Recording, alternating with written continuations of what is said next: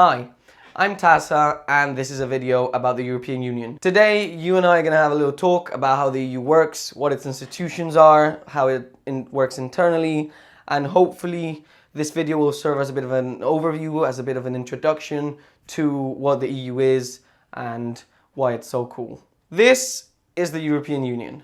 What it is a political and economical supranational organization that we just call the European Union because all the countries in it are European and they're united. The EU currently consists of 28 member states who have kind of joined the club. Originally, the only union that there was in Europe was that of 6 countries: France, Italy, the Netherlands, Luxembourg, Belgium, and West Germany. These countries started the European Coal and Steel Community, which was the first united organization in Europe, and it was based around the trade of steel and coal. They did it with the promise that they would never go back to the horrors that Europe experienced during World War II. They would then progress to create the European Economic Community and the European Atomic Energy Community, eventually signing the Treaty of Rome and the merger treaties, which kind of brought the 3 communities together into one. Basically, they formed a European Economics Club from which they could all profit. And the club kept getting cooler and it kept getting more profitable. So more and more countries started joining in. The United Kingdom, Ireland and Denmark joined in 1973, and Spain and Portugal joined in 1986. Eventually, in 1992, all these countries signed the Maastricht Treaty. And this was big. Like, big, man. What the treaty did was bring all the organizations that have been created since after World War II, since the very beginning of the European Coal and Steel Community, and it brought them together. It made everything that had been going on in Europe official. From Maastricht onwards, the European Union had a name, which was the European Union, a flag, an anthem, an official parliament, an official commission. Maastricht was the beginning of the European Union as we know it today. After 1992 and Maastricht, all the countries got together and they defined a set of rules that decided whether you could get into the Cool Kids Club or not. We call them the Copenhagen criteria now. And in 1995, Austria, Sweden and Finland joined. In 2002, the euro, a common currency, was introduced, and in 2004, a wave of new kids on the block came into the club. Cyprus, the Czech Republic, Estonia, Hungary, Latvia, Lithuania, Malta, Poland, Slovakia and Slovenia. Romania and Bulgaria soon followed, and then all the member states got together in 2009 and they signed the Lisbon Treaty. This is another of the big treaties because with roughly 20 years of experience since becoming the Union in 1992, all the member states got together and kind of decided what needed changing and what would make the Union better, and then they put it into the Lisbon Treaty and signed it. Croatia was the last member state to join in 2013, and just a year before that, in 2012, the European Union got given a Nobel Peace Prize for maintaining peace in Europe for an extended period of time. Yay, peace! So now we know how we got here, and that was a pretty banging journey if you ask me. It's time to get a little funky now. Political. Let's take a look at the institutions of the European Union. Why the EU turned to politics is because back when it was an economic union only, member states realized that if they pooled some sovereignty and took decisions together, economic matters were made much easier. Basically, they could benefit loads from being a political union as well. Like most countries, the EU is split into 3 branches: the executive, the legislative, and the judiciary. The executive branch of the EU is the European Commission. Popularly mocked and criticized by Eurosceptics, it's basically like the government of the EU. Its role is to propose laws, policies and agreements, enforce EU law and promote the EU. It's formed by 28 commissioners, 1 from each state, and each one of them has a special role. The commissioners are selected by the European Parliament and by the President of the Commission. The legislative branch of the EU is split into 2. The Council of the European Union and the European Parliament. The Council of the European Union is a meeting of ministers from all member states, and it kind of serves as a way for governments from member states to say what they think about European legislation.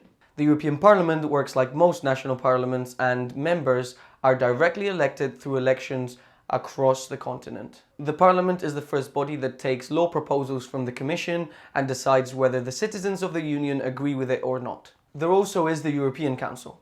It's like the Council of the EU, but rather than having the ministers from each member state meet, It's the heads of state from each member state that meets. It decides what the political direction and what the priorities of the European Union should be. Try not to get the councils confused.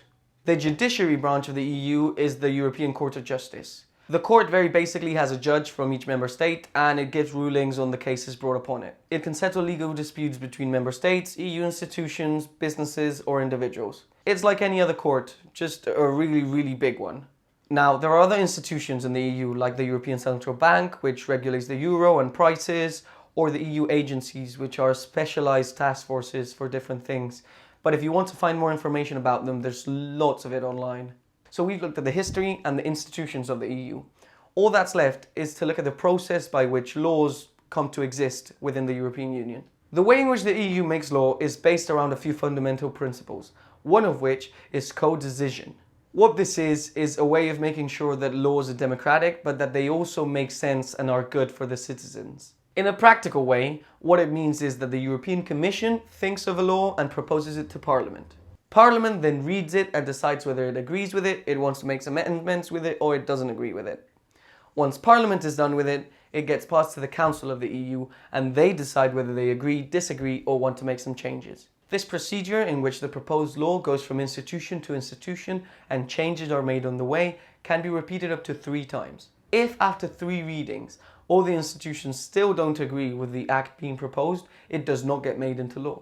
This ensures that the laws are good, but it also makes sure that they are democratic. Now, the types of law that the EU can make are 5. Regulations are laws that are applicable and binding to member states immediately and directly, so they don't need to be put into national law. Directives are also binding, but they do need to go into national law and they usually serve to reach an aim or a goal set by the Commission or the European Council. Decisions can apply to all member states or to a group of them, and they usually are more specific, although they still are binding. Finally, recommendations or opinions are a way in which the EU can express, well, its opinions and its recommendations to all member states, although these laws don't have any type of binding power. The question then is, what can the EU make laws about? Can they tell me how to do every little thing I do during my day? No, they can't. Back when countries were deciding to pool some sovereignty together, they decided that some stuff they wanted to decide for themselves. In this way, things like the customs union, competency law, trade and the euro are things that the EU decides by itself, without national parliaments interfering at all. These are exclusive competences of the European Union. Things like space exploration, agriculture and fisheries, energy, transport, the environment and the internal market are things upon which the EU decides along with national parliaments. They are so-called shared competences of the European Union. Finally, stuff like culture, tourism and education are left for each country to completely rule upon themselves, although the EU can support them. These are the supporting competences. So that's the EU. That was a lot of information, and please bear in mind that I simplified it and tried to make it easier so that people could get a good overview, but also so that the video wasn't extremely boring or long. And that's it. Thank you very much for watching. Viva la EU!